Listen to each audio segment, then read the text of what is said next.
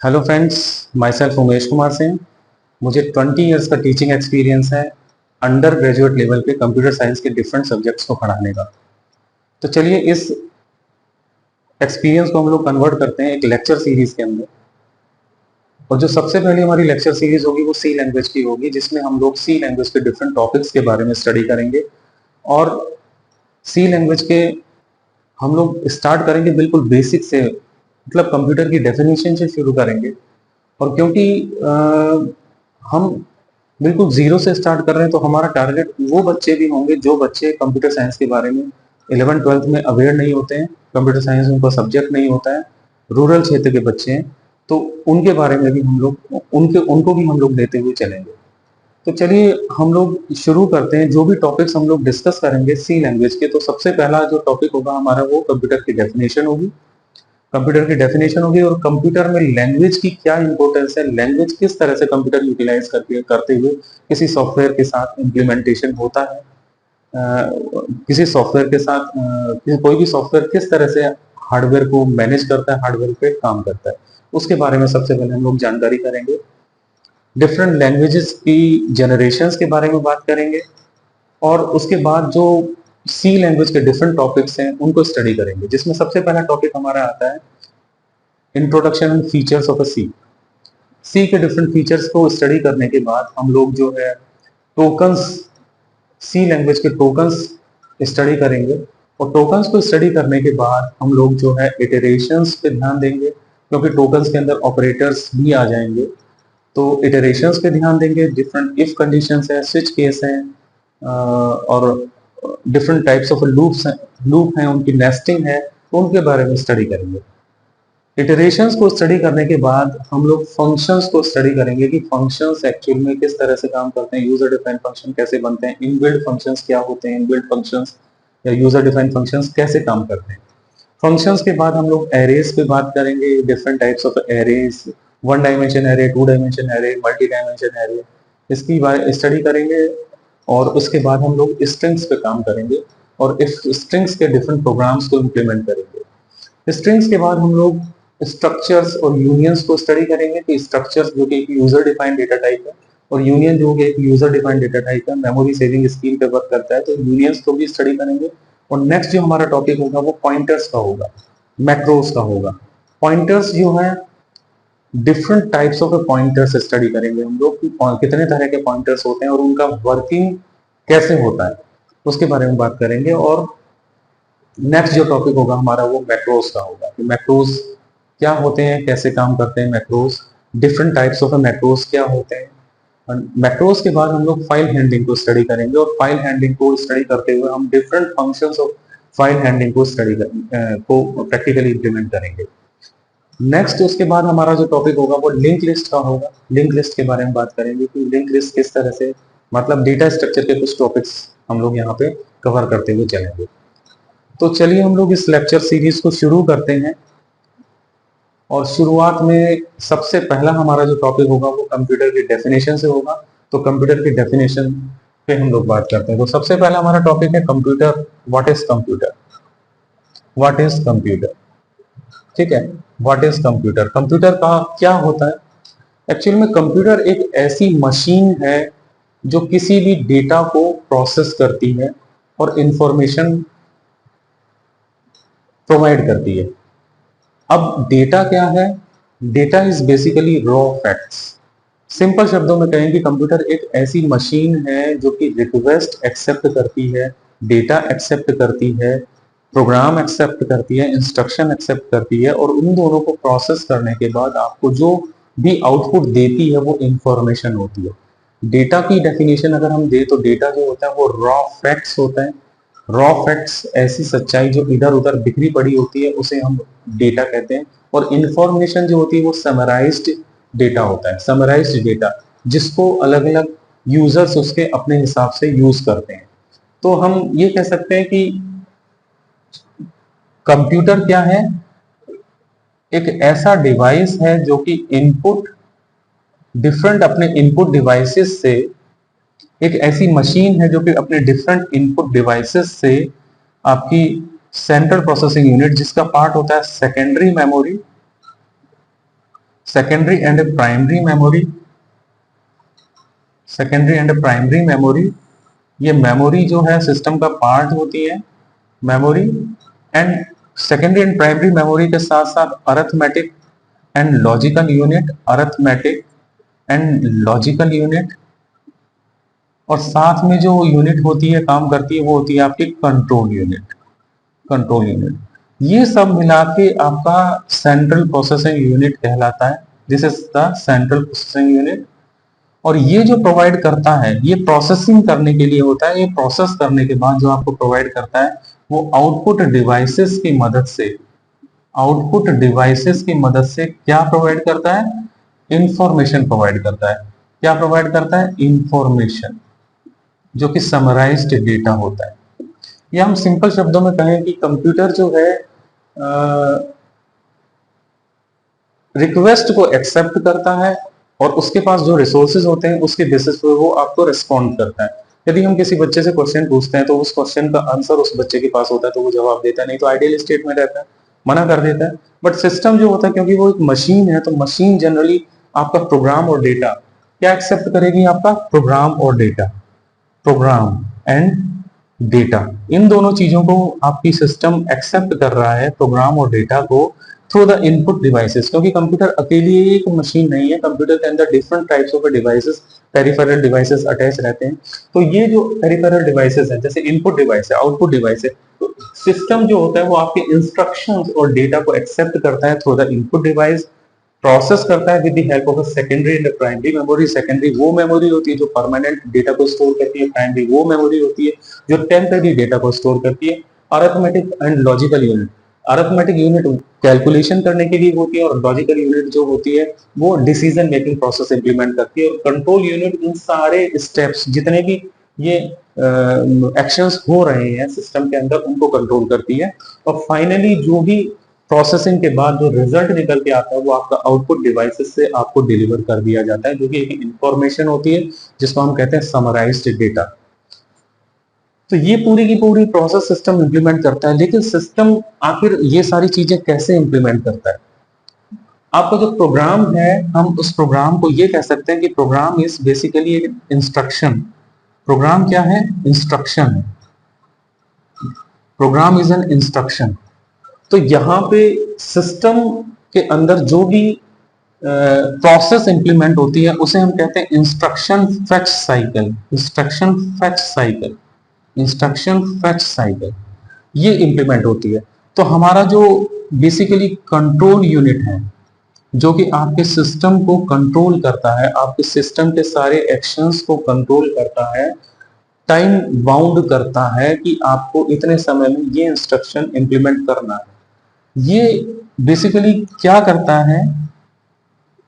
ये जो है डिकोड करता है, डिकोड करता है रजिस्टर्स से जो भी इंफॉर्मेशन प्रोवाइड की जा रही है आपको, जो भी इंफॉर्मेशन प्रोवाइड की जा रही है आपको अरिथमेटिक एंड लॉजिकल यूनिट से, जो भी आप सिस्टम को प्रोग्राम और इंस्ट्रक्शन प्रोवाइड करेंगे वो प्रोग्राम और इंस्ट्रक्शंस कहीं ना कहीं सिस्टम के पास अपनी मेमोरी में सेव होंगे।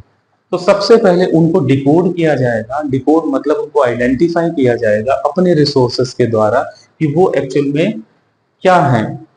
और उनको आइडेंटिफाई करने के बाद कंट्रोल यूनिट इंस्ट्रक्ट करेगी अरिथमेटिक एंड लॉजिकल यूनिट को उसे एग्जीक्यूट करने के लिए, एग्जीक्यूट करने के लिए अरिथमेटिक एंड लॉजिकल यूनिट को एग्जीक्यूट करने के लिए कंट्रोल यूनिट इंस्ट्रक्ट करेगी। और आपका टाइम बाउंड, हर एक इंस्ट्रक्शन का अपना एक टाइम बाउंड होता है कि वो उस समय के अंदर उसे इंस्ट्रक्शन को पूरा करना पड़ता है। तो ये एक पूरी प्रोसेस होती है जो कि आपकी फेच एंड एग्जीक्यूट साइकिल होती है। कोई भी इंस्ट्रक्शन जैसे आपको प्रोवाइड किया जाता है सिस्टम को, बेसिकली जो भी इंस्ट्रक्शंस प्रोवाइड किया जाता है उस इंस्ट्रक्शंस को सिस्टम सबसे पहले रीड करता है, रीड करने के बाद उसे डिकोड करता है, डिकोड करने के बाद उसे इंप्लीमेंट करता है या फिर एग्जीक्यूट करता है। ये पूरी प्रोसेस जो होती है उसे हम कहते हैं इंस्ट्रक्शन फेच साइकिल। अब बात यहाँ पे अराइज होती है कि सिस्टम जो है हमारा, कंप्यूटर जो है वो कौन सी भाषा समझता है? 0 और 1 की भाषा समझता है, जिसे हम कहते हैं मशीन लैंग्वेज। क्या कहते हैं? Machine language. Machine language. System हमारा जो है 0 1 की भाषा समझता है और 0 1 की भाषा जो होती है, अगर आपकी पावर की सप्लाई है अगर आपकी, तो ये 1 है, अदरवाइज यहाँ पे 0 होगा। तो सिस्टम केवल दो ही डिजिट्स को समझता है, 0 और 1 को। तो जब 0 और 1 दो ही डिजिट वो समझ रहा है, तो वो प्रोग्राम या फिर डेटा, इतने बड़े प्रोग्राम्स को वो कैसे एक्सेप्ट करता है, किस तरीके से एक्सेप्ट वो कर सकता है। अब देखिए 0 और 1 तो कोई ना कोई तरीका होगा, जैसे अगर हम दो डिजिट का कॉम्बिनेशन करते हैं, 0 0 0 1 1 0 और 1 1, देखिए फोर सिंबल्स को ये यूनिकली आइडेंटिफाई हम कर सकते हैं with the help of 2 digits. तो यहाँ पे क्योंकि 2 डिजिट है तो 2 raise to the power 2 equal to 4 symbols हम रिकॉग्नाइज कर सकते हैं। इसी तरीके से अगर हम 3 डिजिट्स का कॉम्बिनेशन करें तो 0 0 0 0 0 1 0 1 0 और 0 1 1 1 0 0 और 1 0 1 और 1 1 0 और 1 1 1, मतलब हम 1 2 3 4 5 6 7 8 2 raise to the power 2 raise to the power 3 equal to 8 symbols को हम यूनिकली आइडेंटिफाई कर सकते हैं। जैसे आपका बैंक का अकाउंट नंबर होता है, आपको यूनिकली आइडेंटिफाई करता है, इसी तरीके से हमारे डिफरेंट सिंबल्स लैंग्वेजेस के अंदर, नंबर्स जो होते हैं लैंग्वेजेस के अंदर जो भी सिंबल्स होते हैं, उनको आइडेंटिफाई करने के लिए, हमें यूनिकली आइडेंटिफाई करने के लिए उनको एक यूनिक कोड देना पड़ता है। तो यहाँ पे क्या है, अगर हम 3 डिजिट्स का कॉम्बिनेशन करते हैं तो यहाँ पे हम 8 सिंबल्स को आइडेंटिफाई कर सकते हैं। तो कंप्यूटर के पास ऐसी स्कीम्स होती हैं, ऐसे कैरेक्टर एनकोडिंग स्कीम्स होती हैं जिसके थ्रू कंप्यूटर आपका इन सिंबल्स को आइडेंटिफाई करता है। वो कौन कौन सी होती है, जैसे अगर हम कहें कि सबसे पहला जो हुआ है वो बीसीडी, इसका मतलब होता है बाइनरी कोडेड डेसिमल। ठीक है, ये बाइनरी कोडेड डेसिमल है। आपका जो बाइनरी कोडेड डेसिमल है ये 6 बिट्स का कॉम्बिनेशन है, क्योंकि 0 और 1 को हम क्या कहते हैं, बिट्स कहते हैं। 0 और 1 को हम क्या कहेंगे, बिट्स कहेंगे। तो बिट्स 6 बिट्स का कॉम्बिनेशन होता है। तो यदि हम इस 6 बिट्स का कॉम्बिनेशन करें तो 0 0 0 0 0 0 0 0 0 0 0 0 0 0, ये 6 बिट्स का कॉम्बिनेशन हो गया। तो 6 बिट्स का कॉम्बिनेशन मतलब ये कितने सिंबल्स को आइडेंटिफाई कर सकते हैं, 2 रेज़ टू द पावर 6 को। तो 2 रेज़ टू द पावर 6 मतलब 64 सिंबल्स को ये यूनिकली आइडेंटिफाई कर सकता है। 64 सिंबल्स यूनिकली आइडेंटिफाई कर सकते हो। तो बाइनरी कोडेड डेसिमल अभी केवल 64 सिंबल्स आइडेंटिफाई कर सकता है। तो फिर उसके बाद क्या हुआ, एक और कोड को प्रपोज किया गया जिसे हम कहते हैं EBCDIC, extended binary coded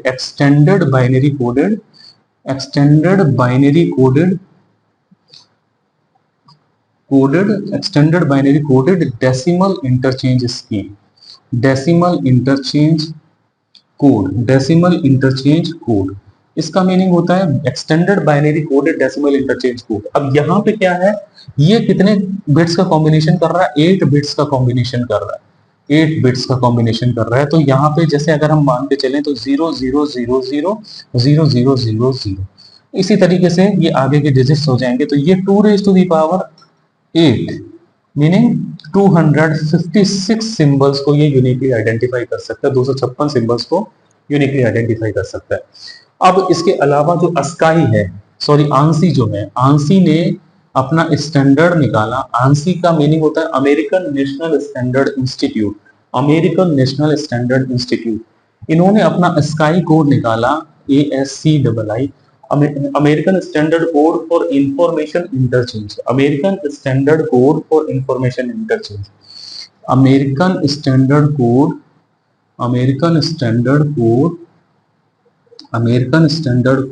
for information interchange. इन्होंने अपना जो कोड निकाला, American standard code for information interchange, इन्होंने अपना अस्काई का जो कोड निकाला, इसमें 7 बिट्स का कॉम्बिनेशन किया। कितने बिट्स का कॉम्बिनेशन किया, 7 बिट्स का कॉम्बिनेशन किया। तो जो 7 बिट्स का कॉम्बिनेशन होगा ये होगा। तो इसमें 2 रेज़ टू द पावर 7 मतलब 128 सिंबल्स ये यूनिकली आइडेंटिफाई कर सकता है। उसके बाद इन्होंने अपना एक और स्टैंडर्ड निकाला जिसमें 8 बिट का कॉम्बिनेशन किया। तो इसमें जो है 2 रेज़ टू द पावर 8 मतलब हम 256 सिंबल्स को आइडेंटिफाई कर सकते हैं। अब क्योंकि इतनी सारी लैंग्वेजेस हैं, पूरे वर्ल्ड की इतनी सारी लैंग्वेजेस हैं, इसमें अलग अलग सिंबल्स यूज होते हैं, तो ऐसी सिचुएशन में यूनिकोड ट्रांसफॉर्मेशन फॉर्मेट रिप्रेजेंट किया गया यूनिफॉर्म ट्रांसफॉर्मेशन फॉर्मेट, ये रिप्रेजेंट किया गया। जैसे हम यूनिकोड भी कहते हैं, यूनिकोड भी कहते हैं, जिसे हम यूनिकोड कहते हैं। तो यूनिकोड जो है, इसे हम यूनिकोड भी कहते हैं। तो यूनिकोड जो है, इसमें डिफरेंट स्कीम्स यूज की गई, जिसे हम कहते हैं UTF, UTF UTF 7 bits, UTF 8 bits, UTF 16 bit and UTF 32 bits. तो यूटीएफ का 8 बिट का कॉम्बिनेशन हुआ, 16 बिट का कॉम्बिनेशन हुआ और डबल वर्ड्स में 32 बिट का कॉम्बिनेशन हुआ। तो इस तरह से अब आप देख सकते हैं कि 2 रेज़ टू द पावर अगर हम 32 कर दें या 2 रेज़ टू द पावर 16 कर दें, तो कितने सारे सिंबल्स को हम यूनिकली आइडेंटिफाई कर सकते हैं। तो हमारा कंप्यूटर जो है प्रोग्राम और डेटा, इन दोनों चीजों को किस तरह से एक्सेप्ट करता है, इस फॉर्मेट में एक्सेप्ट करता है।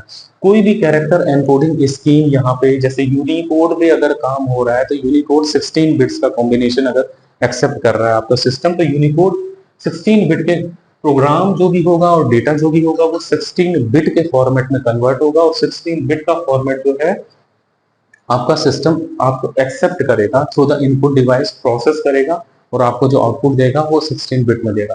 तो यहाँ पे आपको ये क्लियर हो जाना चाहिए कि सिस्टम केवल 0-1 के कॉम्बिनेशन से कितने बड़े बड़े सिंबल्स को वो आइडेंटिफाई कर रहा है with the help of a different character encoding schemes, character encoding schemes, जिसमें आपका बीसीडी है, ईबीसीडीआईसी है, आंसी है, आंसी का स्काई कोड है, स्काई 7 बिट, स्काई 8 बिट, और यूनिफॉर्म ट्रांसफॉर्मेशन फॉर्मेट जिसमें यूटीएफ जिसे बोलते हैं। तो यूटीएफ में आपका जो यूनिकोड है, यूनिकोड में 8 बिट का कॉम्बिनेशन है, 16 बिट का कॉम्बिनेशन और 32 बिट का कॉम्बिनेशन।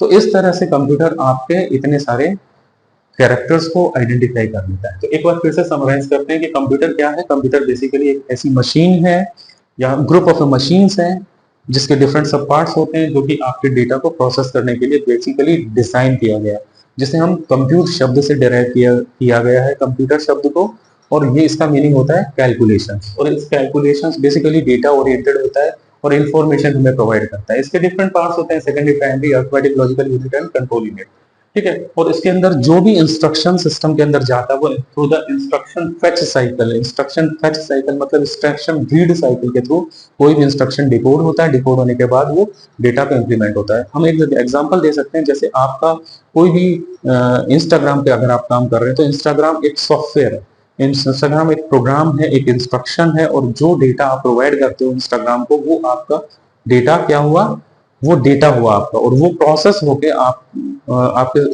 इंस्टाग्राम पे दिखाई देता है, और उसमें जितने भी लाइक्स और डिसलाइक्स होते हैं उसके बेसिस पे आपको जो भी अर्निंग होती है वो आप इम्प्लीमेंट करते हैं। तो हम ये कह सकते हैं कि मतलब इंस्टाग्राम एक सॉफ्टवेयर है जो कि एक पर्टिकुलर लैंग्वेज में डिजाइन किया गया है, और डेटा जो है उसका वो जिसको वो प्रोसेस करता है। तो ये आपके स्टेप हो गए, ये पूरा हो गया कंप्लीट। तो इसके बाद जो नेक्स्ट हमारा टॉपिक आता है वो आता है आपका, हम कंप्यूटर को कितने पार्ट्स में स्टडी कर सकते हैं। तो चलिए हम लोग बात करते हैं कंप्यूटर को कितने पार्ट्स में स्टडी कर सकते हैं। तो कंप्यूटर बेसिकली 2 पार्ट्स में स्टडी होता है। सबसे पहला जो है वो हार्डवेयर है, सॉफ्टवेयर है, और दूसरा जो है वो हार्डवेयर है। तो पहला हमारा सॉफ्टवेयर जो है, सिमिलर सॉफ्टवेयर जो है, पहला हमारा सॉफ्टवेयर है। सॉफ्टवेयर की हम डेफिनेशन कैसे दे सकते हैं कि software is a group of a program या ऑर्गेनाइज्ड सेट ऑफ इंस्ट्रक्शंस। मतलब ये प्रोग्राम्स होते हैं या फिर इंस्ट्रक्शंस होते हैं जो सिस्टम को प्रोवाइड किए जाते हैं। जैसा कि मैंने अभी बताया 0-1 के फॉर्मेट में होता है, मशीन लैंग्वेज होती है। तो सिस्टम की डिफरेंट लैंग्वेजेस को हम 4 कैटेगरीज में डिवाइड करते हैं। सबसे पहली कैटेगरी आपकी आती है, वो आती है मशीन लैंग्वेज। क्या आती है? Machine language. ये आपकी सबसे पहली लैंग्वेज है, 1940 से 50 तक चली थी, मशीन लैंग्वेज। और दूसरी लैंग्वेज जो आपकी आती है वो आती है आपकी assembly language. Assembly language, assembly language ये 1950 टू 58 चली थी। तो ये दोनों लैंग्वेजेस जो हैं इन्हें हम लो लेवल लैंग्वेज भी कहा जाता है। इन्हें लो लेवल लैंग्वेज भी कहा जाता है। क्यों कहा जाता है इन्हें लो लेवल लैंग्वेज? क्योंकि without knowing the architecture of your microprocessor या central processing unit, central processing unit के आर्किटेक्चर की नॉलेज के बगैर हम इसमें कोई भी प्रोग्रामिंग नहीं इंप्लीमेंट कर सकते। तो हमें नॉलेज होनी चाहिए कि आपके सिस्टम का क्या आर्किटेक्चर है। मतलब आपने अगर किसी एक आर्किटेक्चर पे प्रोग्राम डिजाइन किया, किसी एक कंपनी के सिस्टम पे प्रोग्राम डिजाइन किया, तो वो दूसरी कंपनी के सिस्टम पे एग्जीक्यूट नहीं होगा। इवन सिमिलर सेम कंपनीज के आर्किटेक्चर अगर अलग अलग होते हैं, सेम कंपनी के कंप्यूटर के आर्किटेक्चर अगर अलग अलग हैं, तो दोनों कंप्यूटर के एक का प्रोग्राम दूसरे पे एग्जीक्यूट नहीं होगा। तो ये जो पोर्टेबिलिटी की जो प्रॉब्लम है, ये लो लेवल लैंग्वेजेस के साथ हमेशा रही। उसके बाद जो है आपका हाई लेवल लैंग्वेज आया, जिसमें आपका थर्ड जनरेशन आया, थर्ड जीएल आया, जो 1958 से 85 तक चला। और फोर्थ जो आया आपका, फोर्थ जीएल आया, फोर्थ जनरेशन लैंग्वेज, जो 1985 से ऑनवर्ड्स आज तक चल रहा है। तो ये फोर्थ जनरेशन लैंग्वेजेस है। अब देखिए, मशीन लैंग्वेज 01 के फॉर्मेट में सिस्टम के अंदर कोई भी इंस्ट्रक्शन अगर जा रहा है सिस्टम के अंदर, तो वो किसी भी कैरेक्टर एनकोडिंग स्कीम के तहत आपको एनकोड करना होगा। मान लीजिए 16 बिट का कलेक्शन है, तो आपका इंस्ट्रक्शन जो होगा वो 16 बिट का होगा, आपका जो डेटा होगा वो भी 16 बिट का होगा। दोनों का पैकेट बन के सिस्टम के अंदर मूव करेगा, उसे फिर इंस्ट्रक्शन फेच साइकिल के थ्रू रीड किया जाएगा, डिकोड किया जाएगा, फिर एग्जीक्यूट किया जाएगा। तो ये आपका मशीन लैंग्वेज के अंदर होता है। तो 01 के फॉर्मेट में सभी इंस्ट्रक्शंस को याद रखना। सपोज 2 नंबर ऑफ एडिशन आपको करना है, तो अगर आपको कर रहे हैं 5 + 10 या 8 + 10 कर रहे हैं, तो 8 को सबसे पहले आप 16 बिट में कन्वर्ट करिए, 10 को आप 16 बिट में कन्वर्ट करिए, और प्लस इंस्ट्रक्शन जो है ये भी आपका 16 बिट में कन्वर्ट होगा। तो ये आपको याद करना बड़ा मुश्किल हो जाता है, जो कि मशीन लैंग्वेज के अंदर होता है। नेक्स्ट आपका आता है असेंबली लैंग्वेज। और असेंबली लैंग्वेज के अंदर क्या किया गया कि कुछ वर्ड्स, इंग्लिश के वर्ड्स को यूज कर शुरू हुआ, जिन्हें हम कहते हैं निमोनिक्स। निमोनिक्स, निमोनिक्स, इन्हें हम क्या कहते हैं? निमोनिक्स कहते हैं। जैसे आपको ऐड करना है तो आपने ऐड यूज कर लिया, स्टोर करना है str यूज कर लिया, डायरेक्टली ऐड करना है ADI कर दिया आपने। तो इस तरह से आपके डिफरेंट निमोनिक्स यूज होने लगे किसी भी सिस्टम, किसी भी इंस्ट्रक्शन को, सॉरी, किसी भी प्रोग्राम को बनाने के लिए। ये इंग्लिश के वर्ड्स का यूटिलाइज शुरू हुआ। लेकिन इंग्लिश के वर्ड्स तो कंप्यूटर समझता नहीं है, कंप्यूटर तो 01 की भाषा समझता है। तो फिर वो क्या करेगा कि आपको एक बीच के, एक मीडिएटर सॉफ्टवेयर की रिक्वायरमेंट हुई, जिसे हम कहते हैं असेंबलर। क्या कहेंगे? असेंबलर। इसे हम कहेंगे असेंबलर। तो असेंबलर जो है वो क्या करेगा कि आपके इंस्ट्रक्शंस, निमोनिक्स को एक्सेप्ट करेगा और इसे 01 के फॉर्मेट में कन्वर्ट करके डिफरेंट कैरेक्टर एनकोडिंग स्कीम, जो भी उस समय आपका सिस्टम यूज कर रहा होगा, उस कैरेक्टर एनकोडिंग स्कीम के तहत उसे कन्वर्ट करने के बाद सिस्टम को हैंड ओवर करेगा, और सिस्टम बदले में मशीन से काम करा के, ऑपरेटिंग सिस्टम मशीन से काम करा के आपको रिजल्ट का प्रोवाइड करेगा। तो ये आपका असेंबलर का काम हो गया, जो कि एक बहुत ही सिंपल सा सॉफ्टवेयर होता था, जो कि सिंपली निमोनिक्स के साथ अगर आपने ऑक्टल बिट में डेटा दिया है, तो वो ऑक्टल के अंदर डेटा दिया या हेक्साडेसिमल में डेटा दिया है, तो वो डेटा को एक्सेप्ट करेगा, प्रोसेस करेगा और आपको आउटपुट प्रोवाइड कर देगा। तो ये आपका जो है असेंबली लैंग्वेज के अंदर होता था। लेकिन ड्रॉबैक केवल इतना था इसके अंदर कि हमें अगर सिस्टम की आर्किटेक्चर की नॉलेज नहीं है, तो हम प्रोग्राम इसमें डिजाइन नहीं कर सकते। अब यहाँ पे इन प्रॉब्लम्स को ओवरकम करने के लिए आपका थर्ड जनरेशन की लैंग्वेजेस आई और फोर्थ जनरेशन की लैंग्वेजेस आई, जिसके अंदर हाईली कॉम्प्लिकेटेड सॉफ्टवेयर डिजाइन किए गए, जिन्हें हम कहते हैं कंपाइलर और इंटरप्रेटर। क्या कहते हैं? कंपाइलर और interpreter. Interpreter, interpreter, compiler and interpreter, ये दोनों ऐसे सॉफ्टवेयर, मीडिएटर सॉफ्टवेयर होते हैं कि थर्ड जनरेशन और फोर्थ जनरेशन एक्चुअल में प्रोग्राम का छोटा होना, श्रिंकेज ऑफ द प्रोग्राम का छोटा होते चले जाना, और साथ में इंग्लिश के नियर अबाउट इंग्लिश, मतलब इंग्लिश के सेंटेंस जैसे हम लिखते हैं, उस हिसाब से हम लोग लैंग्वेजेस, प्रोग्राम्स डिजाइन करने लगे। तो उस तरह से जो प्रोग्राम हम डिजाइन करने लगे, उसको थर्ड जनरेशन और फोर्थ जनरेशन लैंग्वेजेस के अंदर स्टडी किया जाता है। लेकिन क्योंकि इंग्लिश के वर्ड्स को सिस्टम नहीं समझता है, सिस्टम 01 के फॉर्मेट को समझ रहा है, तो वो एक पर्टिकुलर ग्रामर के अकॉर्डिंग सिस्टम को जब वो प्रोवाइड किया जाता है, जैसे सी लैंग्वेज का है, सी लैंग्वेज का एक छोटा सा प्रोग्राम है, उसको उसके ग्रामर के अकॉर्डिंग लिखा जाता है। जैसे मैं यहाँ पे लिखूं हैश इंक्लूड stdio.h और void main या int main कर देते हैं, int main कर दिया हमने यहाँ पे, और यहाँ कर दिया printf hello world hello world ये कर दिया हमने, और डबल कोट्स में क्लोज करने के बाद यहाँ पे रिटर्न जीरो कर दिया, रिटर्न जीरो कर दिया। तो ये एक पर्टिकुलर फॉर्मेट हुआ। हर एक लैंग्वेज का अपना एक ग्रामर होता है, उस ग्रामर के अकॉर्डिंग आपको प्रोग्रामिंग करनी है। अगर उस ग्रामर में कोई भी मिस्टेक हो गया तो वो प्रोग्राम आपका एग्जीक्यूट नहीं होगा। लेकिन ये जो प्रोग्राम है, ये जो इंस्ट्रक्शन है, ये इंस्ट्रक्शन थर्ड जनरेशन के अंदर बना हुआ है, क्योंकि अभी सी लैंग्वेज 1972 में डेवलप की गई थी डेनिस रिची के द्वारा। तो ये जो प्रोग्राम है सिस्टम में, ये सिस्टम नहीं जानता कि ये किस फॉर्मेट में प्रोग्राम बना हुआ है। तो इसके लिए आपका कंपाइलर है।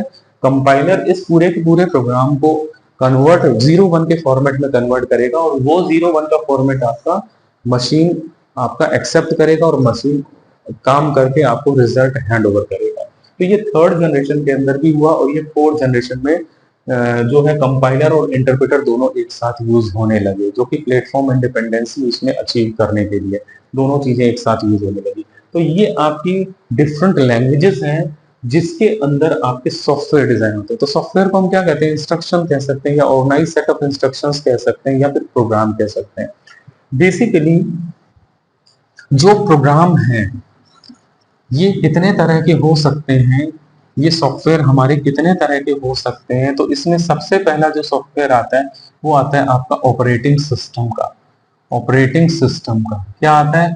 ऑपरेटिंग सिस्टम या फिर सिस्टम सॉफ्टवेयर। System software. अब देखिए, ऑपरेटिंग सिस्टम और सिस्टम सॉफ्टवेयर क्या होता है? एक ऐसा प्रोग्राम जो एक मशीन को चलाने के लिए बनाया गया है। एक ऐसा प्रोग्राम जो मशीन के वेरियस पार्ट्स, पेरिफेरल डिवाइसेस को मैनेज करने के लिए बनाया गया। एक ऐसा प्रोग्राम जो मशीन के मेमोरी ऑर्गेनाइजेशन को मैनेज करने के लिए बनाया गया, डिफरेंट प्रोसेस को मैनेज करने के लिए बनाया गया। तो ऐसा प्रोग्राम जो होता है उसे हम ऑपरेटिंग सिस्टम कहते हैं, या फिर सिस्टम सॉफ्टवेयर कहते हैं। जिससे जैसे कि इसके एग्जांपल्स हैं, जैसे आपका विंडोज ऑपरेटिंग सिस्टम है, विंडोज ऑपरेटिंग सिस्टम है, विंडोज 10 आ गया, विंडोज 11 आ गया, ये जिसके डिफरेंट फ्लेवर्स है, डिफरेंट वर्जन्स है। यूनिक्स ऑपरेटिंग सिस्टम आ गया, लिनक्स ऑपरेटिंग सिस्टम आ गया, लिनक्स आ गया, मैक ऑपरेटिंग सिस्टम आ गया, ओएस बाई 2 ऑपरेटिंग सिस्टम आ गया। ये different types of operating system है, एक पर्टिकुलर मशीन को चलाने के लिए डेवलप किए जाते हैं। जैसे आपका मोबाइल है, मोबाइल के अंदर आपका जो ऑपरेटिंग सिस्टम होता है वो एंड्रॉयड का, एंड्रॉयड कोई भी ओएस होता है, सेंट ओएस वगैरह जो भी ऑपरेटिंग सिस्टम होता है वो मोबाइल की मशीन को चलाने के लिए। इसी तरीके से सिस्टम को चलाने के लिए different types of operating systems होते हैं। ये सिस्टम के जितने भी हार्डवेयर रिसोर्सेज होते हैं उन रिसोर्सेज को मैनेज करता है, पूरे रिसोर्सेज को मैनेज करता है। और आप जो प्रोसेस, जो भी सिस्टम से काम करवाना चाहते हैं, उस काम को करने के लिए आपके सारे इंस्ट्रक्शंस को मैनेज करता है, उसे एग्जीक्यूट करवाता है। तो वो कौन होता है? वो ऑपरेटिंग सिस्टम होता है। ऑपरेटिंग सिस्टम के बाद जो नेक्स्ट आता है वो आता है आपका एप्लीकेशन सॉफ्टवेयर। नेक्स्ट आपका जो आता है, सॉरी, ऑपरेटिंग सिस्टम, देख सकते इसको थोड़ा सा नीचे लिख देते हैं, operating system, operating system, operating system. Next आता है आपका सिस्टम सॉफ्टवेयर, इसको यहाँ हम सिस्टम सॉफ्टवेयर भी कहते हैं, ठीक है, ऊपर से कट रहा होगा, ओके। नेक्स्ट आपका आता है एप्लीकेशन सॉफ्टवेयर। नेक्स्ट आपका आता है एप्लीकेशन सॉफ्टवेयर। एप्लीकेशन वो सॉफ्टवेयर होते हैं जो कि आपकी रिक्वायरमेंट के अकॉर्डिंग बनाए जाते हैं। आपके रिक्वायरमेंट के अकॉर्डिंग, आपको सपोज एमएस ऑफिस इसका एग्जांपल है, आपको सपोज ऑफिस वर्क करना है तो आप एमएस ऑफिस पे काम कर सकते हैं, एमएस माइक्रोसॉफ्ट ऑफिस पे काम कर सकते हैं, या फिर आप एक्रोबैट रीडर पे काम कर सकते हैं। एक्रोबैट रीडर, अगर आपको पीडीएफ आप पे आपको काम करना है, तो अगर आप, जैसे आपकी कोई मेडिकल शॉप है तो मेडिकल शॉप पे आप काम कर सकते हैं, उसका अपना एक सॉफ्टवेयर बना सकते हैं कि मेडिकल शॉप मैनेजमेंट सिस्टम। उसमें मेडिसिन का आना, मेडिसिन को स्टोर करके रखना और मेडिसिन का डिलीवर होना, रिटेलिंग में आपको सेल कर रहे हो वो पूरा का पूरा मैनेजमेंट होता है। जैसे बैंक का पूरा काम है वो मैनेज किया जाता है। तो वो एप्लीकेशन सॉफ्टवेयर होते हैं। एप्लीकेशन वो सॉफ्टवेयर होते हैं जो हमारी यूज के अकॉर्डिंग डेवलप किए जाते हैं, हमारी नीड के अकॉर्डिंग। कोई भी व्यक्ति आया उसको अपना सॉफ्टवेयर डिजाइन करना, तो उसे हम एप्लीकेशन सॉफ्टवेयर कहते हैं। एप्लीकेशन सॉफ्टवेयर के बाद आपका पैकेजेस आता है। पैकेजेस वो सॉफ्टवेयर होते हैं जब कंप्लीट इंस्टॉलर के साथ होते हैं, कंप्लीट पैकेज होते हैं और वो आपके सिस्टम पे इंस्टॉल हो जाते हैं। जैसे गेम्स के अलग अलग पैकेजेस होते हैं, उनको इंस्टॉल कर दिए जाते हैं, इंस्टॉलर के साथ आते हैं, इंस्टॉल कर दिए जाते हैं। और ये भी प्लेटफॉर्म डिपेंडेंट होते हैं, और लास्ट जो है आपका यूटिलिटी सॉफ्टवेयर, लास्ट जो आता है आपका यूटिलिटी सॉफ्टवेयर आता है। यूटिलिटी सॉफ्टवेयर वो सॉफ्टवेयर होते हैं, जैसे आपका ऑपरेटिंग सिस्टम विंडोज के साथ आपको नोट पैड मिल रहा है, वर्ड पैड मिल रहा है, आपको MS पेंट मिल रहा है, जो डिफरेंट सिस्टम फाइल्स को ओपन करने के लिए काम में आते हैं, तो उन्हें हम यूटिलिटी सॉफ्टवेयर कहते हैं। जैसे आपका हो गया नोट पैड हो गया, आपका वर्ड पैड हो गया, आपका MS पेंट हो गया, ये तो विंडोज के हो गए। और इसी तरीके से जब ऑपरेटिंग सिस्टम इंस्टॉल होता है तो उसके डिफरेंट जो यूटिलिटी सॉफ्टवेयर हैं वो उसी के साथ इंस्टॉल होके आते हैं। तो ये आपका सबसे पहले नंबर का हो गया ऑपरेटिंग सिस्टम, दूसरे नंबर का हो गया आपका एप्लीकेशन सॉफ्टवेयर, तीसरे नंबर का हो गया पैकेजेस, और फोर्थ नंबर का हो गया आपका यूटिलिटी सॉफ्टवेयर। पैकेजेस के एग्जांपल जैसे गेमिंग सॉफ्टवेयर होते हैं, ये आपके पैकेजेस के एग्जांपल्स हैं, गेमिंग सॉफ्टवेयर डिफरेंस। ठीक है, तो ये आपके सॉफ्टवेयर हो गए। तो हम सिस्टम को दो पार्ट में स्टडी करते हैं। सबसे पहला पार्ट हमारा आता है सॉफ्टवेयर का। ठीक है, सॉफ्टवेयर का सबसे पहला पार्ट जो होता है हमारा वो होता है सॉफ्टवेयर का, और सेकंड पार्ट जो हमारा आता है वो आपका होता है हार्डवेयर का। तो चलिए हार्डवेयर के बारे में बात करते हैं। ये हमारा जो सेकंड स्टडी पार्ट है वो आपका हार्डवेयर का है। हार्डवेयर सिस्टम की मशीनरी होती है, और मशीनरी को चलाने के लिए इन सब चीजों की रिक्वायरमेंट होती है, जो एक पर्टिकुलर लैंग्वेज पे बेस्ड होती है, एक पर्टिकुलर लैंग्वेज के अंदर डिजाइन किया गया होता है। जैसे आपका यूनिक्स ऑपरेटिंग सिस्टम है वो C लैंग्वेज में लिखा गया है। आपके बहुत सारे ड्राइवर्स जो होते हैं वो C लैंग्वेज के अंदर डिजाइन किए जाते हैं। जैसे माउस को चलाने के लिए कोई ड्राइवर डिजाइन करना है, मतलब किसी भी हार्डवेयर डिवाइस को चलाने के लिए जो सॉफ्टवेयर की रिक्वायरमेंट होती है उसे हम ड्राइवर कहते हैं। उस ड्राइवर को डिजाइन जो होता है वो C लैंग्वेज के अंदर हम कर सकते हैं। बहुत सारे प्रोटोकॉल्स होते हैं, प्रोटोकॉल्स मतलब कम्युनिकेशन, आपके दो सिस्टम्स के बीच में कम्युनिकेशन हो रहा है, तो प्रोटोकॉल्स भी C लैंग्वेज के अंदर कई लिखे जाते हैं। तो इस तरह से आपके हार्डवेयर को चलाने के लिए, मशीन को चलाने के लिए, मतलब मशीन को चलाने के लिए जिनकी रिक्वायरमेंट होती है वो सॉफ्टवेयर होते हैं। और हार्डवेयर क्या आपकी मशीन है, जिन जिन पार्ट्स को आप टच कर सकते हो वो आपके हार्डवेयर हो गए। तो हार्डवेयर के अंदर सबसे पहला जो डिवाइस जो हम स्टडी करते हैं वो आप करते हैं इनपुट डिवाइस। क्या होता है इनपुट डिवाइस? अब ये इनपुट डिवाइस बेसिकली क्या है? इनपुट डिवाइस ऐसे डिवाइसेस होते हैं जो सिस्टम को डेटा और प्रोग्राम को एंटर करने में यूज किए जाते हैं। तो सिस्टम के अंदर डिफरेंट टाइप्स ऑफ इनपुट और different types of output devices आप लगा सकते हो, और ये डिपेंड करता है सिस्टम की वर्ड साइज पे डिपेंड करता है कि ना, अगर वो 64 बिट का सिस्टम है तो बहुत सारे उसमें इनपुट डिवाइसेस आप लगा सकते हो, बहुत सारे आउटपुट डिवाइसेस लगा सकते हो। 64 बिट का है, 32 बिट का है। तो सबसे पहला जो इनपुट डिवाइसेस है वो आपका आएगा कीबोर्ड। तो आपने देखा कि कीबोर्ड क्या होता है? कीबोर्ड डेटा और इंस्ट्रक्शंस को बनाने के लिए कीबोर्ड का इस्तेमाल होता है। डिफरेंट कीज होती हैं, डिफरेंट सिंबल्स होते हैं, न्यूमेरिक कीपैड होता है, आपका फंक्शनल कीपैड होता है, फंक्शंस की कीपैड होता है, आपका अल्फा न्यूमेरिक कीपैड होता है, स्पेस बार होता है, एंटर की होता है। हर एक का अपना एक नंबर होता है, और उस नंबर को जब भी सिस्टम में कोई भी की प्रेस करते हैं तो वो सिस्टम के अंदर वो जो डेटा है वो की प्रेस जब करते हैं तो वो डेटा आपका सीरियली सिस्टम के अंदर को एंटर करता है, और उस सॉफ्टवेयर जिस सॉफ्टवेयर के अंदर आप काम कर रहे हैं उस सॉफ्टवेयर के अकॉर्डिंग इंस्ट्रक्शंस उसमें ऐड होके सिस्टम के अंदर जाता है, और वो आपको उसी इंस्ट्रक्शन के अकॉर्डिंग आपके डेटा को मैनेज करते हैं। तो ये आपका कीबोर्ड हो गया। इसमें डिफरेंट कीज है, जैसे आप एंटर की प्रेस करते हैं तो एंटर की के लिए आपका जो है आपका 15 प्रेस होता है। अब जब आप स्पेस बार प्रेस करते हैं तो स्पेस बार के लिए आपका 32 होता है स्पेस बार जब आप प्रेस करते हो। और जैसे आप स्मॉल ए प्रेस करते हैं तो आपका जो है 97 है, कैपिटल ए प्रेस करते हो तो 65 है। इस तरीके से आपके डिफरेंट कीज के डिफरेंट नंबर्स होते हैं, यूनिक नंबर्स होते हैं, और जो कि बाइनरी में कन्वर्ट होके एक पर्टिकुलर कैरेक्टर एनकोडिंग स्कीम के तहत 16 बिट में कन्वर्ट होते हैं या 8 बिट में कन्वर्ट होते हैं, और सिस्टम को हैंडओवर किया जाता है। तो सिस्टम को सेंट्रल प्रोसेसिंग यूनिट को हैंडओवर किया जाता है। और एक चीज और कि हर एक की के इवेंट पे प्रोग्रामिंग है। जैसे की प्रेस इवेंट हुआ, की आपने अप करी या की प्रेस करके आप रख रहे हो, हर एक इवेंट पे प्रोग्रामिंग है। इसी तरीके से सेकंड आपका जो आता है वो आपका आता है drag and drop input device.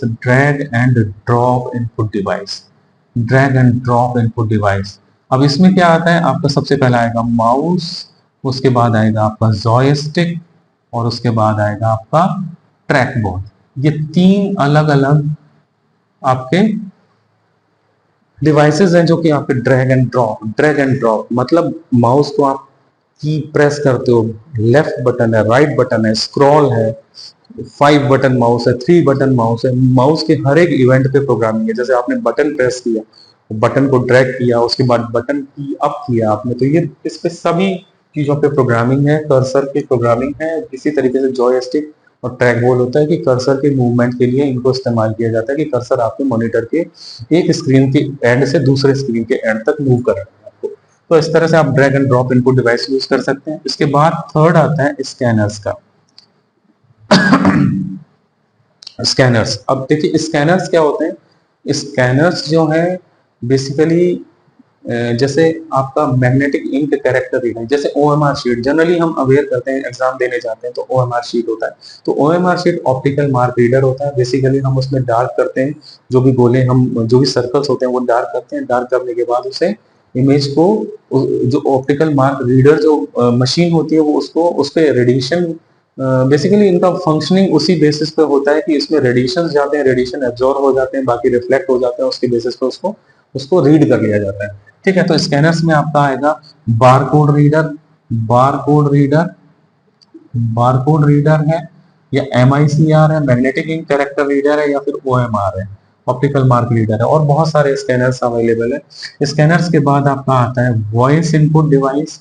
Voice input device जहां पे आपके साउंड की पिच को यूटिलाइज करते हुए, उसकी फ्रिक्वेंसी को यूटिलाइज करते हुए आपके साउंड को एज ए कई में साउंड को एज ए पासवर्ड लिया जाता है। आप पिच में बदलाव कर देंगे तो साउंड आपका चेंज हो जाएगा। तो वॉइस इनपुट डिवाइसेस, और साथ में जो है आपका माइक वगैरह होता है इसमें, और आखिरी जो होता है multimedia input devices. Multimedia input devices, multimedia input devices, ये आपके different types of input devices है, मल्टीमीडिया इनपुट डिवाइसेस। तो ये 5 अलग अलग कैटेगरीज के इनपुट डिवाइसेस है। मल्टीमीडिया के अंदर डिफरेंट कैमरा जो आपके होते हैं, कैमरास जो कि CCTV कैमरा लगे होते हैं, जिसमें साउंड सिस्टम भी होता है, एग्जामिनेशन हॉल में लगे होते हैं यहाँ पे साउंड सिस्टम भी होता है, और तो वो मल्टीमीडिया इनपुट डिवाइसेस हो गए। तो कैमरा का जो डेटा होता है वो आपके किसी भी हार्ड डिस्क में या फिर SSD में स्टोर होता है। तो ये आपके different types of input devices हैं जो कि हम सिस्टम के साथ यूज कर लेते हैं। तो अब नेक्स्ट आता है आपका आउटपुट डिवाइसेस। ये तो आपके इनपुट डिवाइसेस हो गए। नेक्स्ट आपका आता है आउटपुट डिवाइसेस। ठीक है, तो आउटपुट डिवाइसेस, आउटपुट डिवाइसेस को हम यहाँ पे कलेक्ट करते हैं। आउटपुट डिवाइसेस को हम कलेक्ट करते हैं। सबसे पहला हमारा होगा इसमें प्रिंटर। प्रिंटर, प्रिंटर सभी लोगों को पता है, प्रिंटर जो होता है वो प्रिंटर बेसिकली प्रिंट आउट करने के लिए होता है। और दो तरीके का प्रिंटर होता है, एक होता है इम्पैक्ट प्रिंटर और एक होता है non impact printer. Impact printer और नॉन इम्पैक्ट प्रिंटर, जितने भी लेजर प्रिंटर होते हैं वो नॉन इम्पैक्ट प्रिंटर में आते हैं। और जो भी जहाँ पे टाइप राइटर जैसे होता है, टाइप की की प्रेस करी तो वो हैमरिंग होती है, तो उसे हम इम्पैक्ट प्रिंटर कहते हैं। जितने भी डेस्क जेट प्रिंटर है जहाँ पे स्प्रे होती है इंक, तो उसे हम आपका इम्पैक्ट प्रिंटर में इंक्लूड करते हैं। Printer basically working mechanism printer का वही है कि नेगेटिव और पॉजिटिव चार्ज होते हैं। अगर हम लेजर प्रिंटर की बात करें तो पेपर पे नेगेटिव चार्ज हो गया, इंक पॉजिटिव चार्ज हो गई, इम्प्रेशंस क्रिएट हो गए, और उसके ऊपर जो है इंक आपकी जो है स्टिक हो गई। इंक स्टिक होने के बाद उसको हीट कर दिया गया, तो इससे जो आपका जितनी जो होती है वो जो वर्ड्स होते हैं वो आपके छप जाते हैं उसके ऊपर। इसी तरीके से प्लॉटर्स होते हैं। प्लॉटर्स, तो देखिए प्लॉटर्स बेसिकली प्लॉटर्स जो होते हैं वो एक्सट्रीम इंजीनियरिंग में होते हैं। एक्सट्रीम इंजीनियरिंग में बड़े बड़े डैम्स बनने, बड़ी बड़ी बिल्डिंग्स बननी है, तो उसमें हम प्लॉटर्स का इस्तेमाल करते हैं, जिसमें शेप के बेसिस पे आपका फ्लैट बेड और ड्रम, ये दो तरह के आपके फ्लैट बेड और ड्रम दो तरह के आपके प्लॉटर्स होते हैं। और नेक्स्ट आपका आता है मॉनिटर्स आता है। जैसे मॉनिटर की बात करें हम, तो मॉनिटर में आपका सबसे पहले आपका आता था direct virtual storage tube, DVST। तो DVST direct virtual storage tube है, जिसमें पहला फ्रेम जैसे दिखा दिया, उसके बाद नेक्स्ट फ्रेम दिखा दिया, नेक्स्ट फ्रेम दिखा दिया। तो इस तरह से आपका DVST पुराने टाइम में चलता था। उसके बाद आपका आ गया CRT, कैथोड रे ट्यूब। इसे हम कहते हैं cathode ray tube, cathode ray tube. ठीक है, कैथोड रे ट्यूब जो पुरानी बड़ी टीवी जो होती थी, बड़ी टीवी होती थी, जैसे इस तरह से यहाँ पे इलेक्ट्रॉन गन होती थी, डिफ्लेक्टिंग प्लेट्स होती थी, और यहाँ पे जो है फोस्फोरस होता था, यहाँ पे फोस्फोरस होता था। तो इलेक्ट्रॉन्स जो होते थे वो डिफ्लेक्टिंग प्लेट की मदद से जो भी मेमोरी उसकी प्रोवाइड की जाती थी, डिफ्लेक्टिंग प्लेट्स की मदद से वो डिस्ट्रीब्यूट हो जाते थे और इमेज क्रिएशन करते थे। तो दो टेक्नोलॉजी इसमें यूज होती है सीआरटी के अंदर। सबसे पहली टेक्नोलॉजी है आपकी पहली टेक्नोलॉजी है आपकी रैंडमली पिक्चर जनरेट करना और रास्टर। ये दो टेक्नोलॉजी है, रैंडम और रास्टर। इसके अंदर आप इमेज क्रिएशन करते हैं दो टेक्नोलॉजी के तहत। उसके बाद नेक्स्ट आपका जो आता है वो आपका आता है फ्लैट पैनल्स। फ्लैट पैनल्स में आपका आता है एलसीडी आता है, लिक्विड क्रिस्टल डिस्प्ले आता है और एलईडी आता है। लिक्विड क्रिस्टल डिस्प्ले के अंदर आप जो भी outer resources, outer light resources को यूटिलाइज करते हुए हाईली विस्कस फ्लूइड को पोलराइज करके इमेज जनरेट करते हैं। और जबकि लाइट इमिटिंग डिस्प्ले के अंदर आपके एक सीरीज ऑफ एलईडी लगाई जाती है और उस एलईडी जो इंटरनल रिसोर्स होता है लाइट का, उसके थ्रू जो है पोलराइज करके उसे आपकी इमेज क्रिएट की जाती है हाईली विस्कस फ्लूइड के अंदर। तो ये दो टेक्निक है एलईडी और एलसीडी जिसके तहत आपके फ्लैट पैनल्स होते हैं। उसके अलावा भी बहुत सारे आपके अलग अलग पैनल्स अवेलेबल हैं। नेक्स्ट आपका जो आउटपुट डिवाइसेस में यही हम लोग तीन स्टडी करते हैं। आउटपुट डिवाइसेस के अंदर जो है अब नेक्स्ट आपका जो आता है वो मेमोरी ऑर्गेनाइजेशन आता है। मेमोरी ऑर्गेनाइजेशन, अब देखिए मेमोरी ऑर्गेनाइजेशन जो है बेसिकली सिस्टम के अंदर मेमोरी ऑर्गेनाइजेशन। अब देखिए मेमोरी ऑर्गेनाइजेशन कंप्यूटर के अंदर क्या है कि कंप्यूटर में हम ये एक्सेप्ट करके चलते हैं कि देखिए अगर ये माइक्रो प्रोसेसर है कंप्यूटर का, अगर ये आपका माइक्रो प्रोसेसर है सिस्टम का यूपी, तो इसके साथ जो मेमोरी अटैच रहती है माइक्रो प्रोसेसर की उसे हम कहते हैं कैश मेमोरी। नेक्स्ट आती है आपकी रैंडम एक्सेस मेमोरी, रैम, और उसके बाद आती है आपकी हार्ड डिस्क या फिर परमानेंट मेमोरी। ये आपका मेमोरी ऑर्गेनाइजेशन है सिस्टम के अंदर, जो कि जब हम कोई भी प्रोग्राम एग्जीक्यूट करते हैं तो तीनों तरह की मेमोरी कंबाइंड हो जाती है और ये एक वर्चुअल मेमोरी का कंसेप्ट को क्रिएट करती है। अब ये different types of memory system के अंदर जो है उसमें हम स्टडी करते हैं। सबसे पहली सेकेंडरी मेमोरी। सेकेंडरी वो मेमोरी होती है जो कि बहुत स्लो होती है और इसमें जो है डेटा को परमानेंटली सेव करके रखा जाता है। तो इसमें जो है दो तरह की मेमोरी होती है, एक होती है सीरियल एक्सेस और एक होती है डायरेक्ट एक्सेस। सीरियल एक्सेस वो मेमोरी होती है जहां पे आपको अगर 10वें नंबर का सॉन्ग सुनना है तो आपको 9 सॉन्ग्स जो हैं वो फॉरवर्ड करने पड़ेंगे और 10th सॉन्ग तब आएगा। इसमें आपका मैग्नेटिक टेप जो पुराने टाइम में चलता था, मैग्नेटिक टेप्स होंगे। और डायरेक्ट एक्सेस के अंदर जो होता है आपका हार्ड डिस्क आता है, हार्ड डिस्क और जिप ड्राइव आता है, और हार्ड डिस्क है आपका, जिप ड्राइव है और सीडी है, डीवीडी है, ये सारे जो है आपके डायरेक्ट एक्सेस के अंदर आते हैं। तो इस तरह से आपके सेकेंडरी डिवाइसेस हो गए जहां पे आप डेटा को परमानेंटली स्टोर करके रखते हैं। और ये दूसरा जो क्लासिफिकेशन है ये प्राइमरी का है। प्राइमरी मेमोरी वो मेमोरी होती है जो सिस्टम को बहुत कम रिक्वायरमेंट होती है, लेकिन वो एज ए मीडिएटर बीच में, क्योंकि देखिए ये रैम जो है ये बीच में अवेलेबल है in the middle of between the micro processor and micro processor cash and hard disk, इसके बीच में अवेलेबल है। तो रैम जो होती है ये एज ए प्राइमरी मेमोरी हम इसको कहते हैं, या फिर रीड ओनली मेमोरी है जो रीड ओनली मेमोरी सिस्टम के अंदर होती है, वो भी एज ए प्राइमरी मेमोरी इसको कंसिडर किया जाता है। ये कॉस्टली होती है और ये बहुत ही कम अमाउंट में होती है।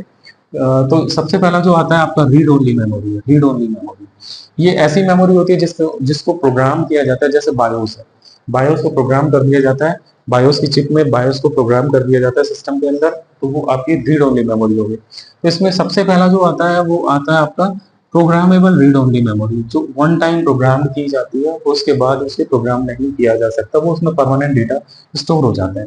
उसके बाद नेक्स्ट आता है electrically erasable programmable read only memory. Electrically erasable programmable read only memory, electrically erasable programmable read only memory. इसके अंदर क्या होता है कि ये 1 मिलियन टाइम आप इसको इरेज कर सकते हो। जैसे आपकी पेन ड्राइव है, pen drive is electrically erasable programmable read only memory, data को आप बार बार उसमें इरेज करके बना सकते हैं। नेक्स्ट आपका आता है ultra violet erasable programmable read only memory. ये तो different types of ultraviolet rays utilise करके आपके प्रोग्राम को आपकी मेमोरी को बार बार इरेज किया जा सकता है, और ये भी 1 मिलियन टाइम के करीब आप इसको इरेज कर सकते हो। तो ये जो है आपकी रीड ओनली मेमोरी है। उसके बाद आपका आता है रैंडम एक्सेस मेमोरी, रैम, जिसे हम कहते हैं RAM. This one is the RAM. Random access memory वो मेमोरी होती है जो कि इलेक्ट्रिसिटी अगर ऑफ, सिस्टम की लाइट ऑफ हो गई, सिस्टम अगर बंद हो गया अचानक से, तो यहाँ पे डेटा लॉस हो जाएगा, क्योंकि वो डेटा रैम के ऊपर अवेलेबल होता है। आजकल बहुत सारी टेक्निक्स हैं जिसमें लिथियम बैटरीज वगैरह रैंडम एक्सेस मेमोरी को प्रोवाइड कर दी जाती है, जिससे कि आपका डेटा जब नेक्स्ट टाइम जब आप लैपटॉप या सिस्टम ओपन ओपन करते हो तो आपका डेटा सेव होते रहता है, बच जाता है डेटा आपका। तो रैंडम एक्सेस मेमोरी जो है आपकी दो तरह की होती है, जिसे हम कहते हैं स्टैटिक रैम और dynamic RAM. Static RAM and dynamic RAM. देखिए स्टैटिक रैम के अंदर क्या होता है कि रजिस्टर्स को यूटिलाइज किया जाता है डेटा को स्टोर करने के लिए। यहाँ पे रजिस्टर्स, अब देखिए रजिस्टर्स क्या हैं। रजिस्टर्स बेसिकली फ्लिप फ्लॉप के बने होते हैं, और फ्लिप फ्लॉप जो है वो कॉम्बिनेशनल सर्किट्स होते हैं। फ्लिप फ्लॉप जो होता है वो गेट्स के बने होते हैं, लैंड गेट हुआ, नॉर गेट हुआ, जो कि आप फिजिक्स में आपने स्टडी किया होगा। तो एक पर्टिकुलर बिट को स्टोर करने के लिए एक फ्लिप फ्लॉप होता है। अगर 6 बिट रजिस्टर है या 8 बिट रजिस्टर है, उसमें 8 फ्लिप फ्लॉप लगे हुए, ताकि 8 बिट्स को स्टोर करके रखा जा सके। इस तरह से आपके रजिस्टर्स होते हैं। अगर रजिस्टर्स यूज हो रहे हैं किसी भी रैंडम एक्सेस मेमोरी में डेटा को स्टोर करने के लिए, तो वो आपकी स्टैटिक रैम होगी।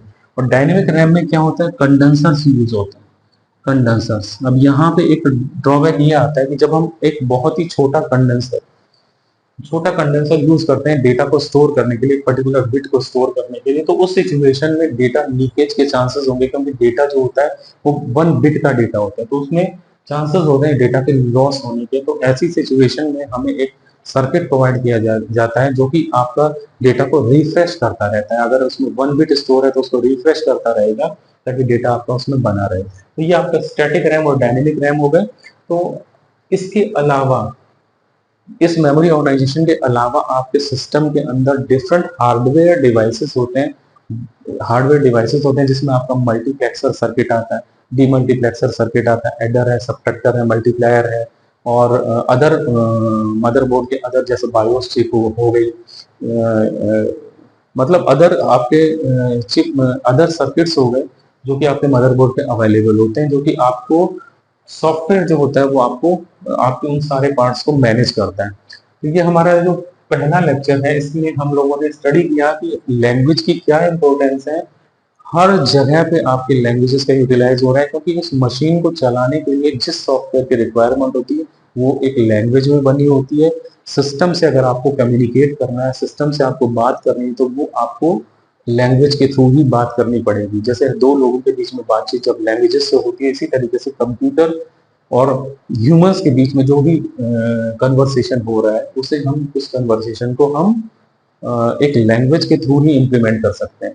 अब यहाँ पे बात आती है लैंग्वेज, सी लैंग्वेज की। तो सी लैंग्वेज हमारा जो है 1972 में डेनिस रिची ने डेवलप किया था, और हम सी लैंग्वेज को ब्रीफली डिटेल में स्टडी करेंगे।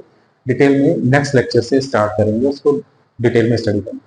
ठीक है, ओके। आप लोगों के जो भी डाउट्स हो, जो भी आप कमेंट कर सकते हैं डाउट्स को, और प्लीज मेरे इस चैनल को सब्सक्राइब करिए। Thank you.